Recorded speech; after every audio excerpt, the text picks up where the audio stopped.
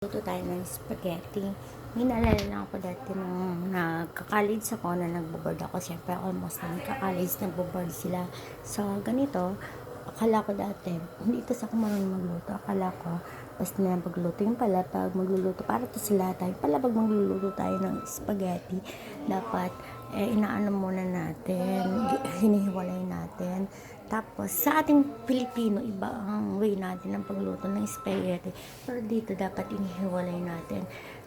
Ganito ang pagluto. Tapos, pili ka ng kung lalagay mo ay itong oil, or kung lalagyan, ito na lang, parang kung gusto mo, ito, and lalagyan mo ng, o kaya, lalagyan mo ng oil, tapos lalagyan mo rin tong, kanilang, sinasabi,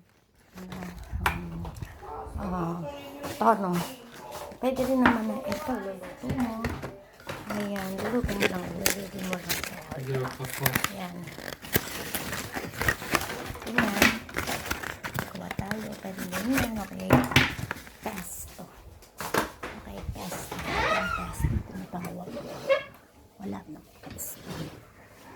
Walang pesto ngayon. Okay, ganyan. Ayan. Tapos lagyan mo ng parmacho. Ganun kasi para mabilis. Ikaw na mag-i-style kung ano ka pag magawa ng pulpete. Ikaw mag-i-style kung ano gusto mong ilagay. Para yan, ensalada yan. Para lang sa ikaw ang mag-decision kung ano gusto mong gawin sa paggawa ng pulpete. Ganun lang.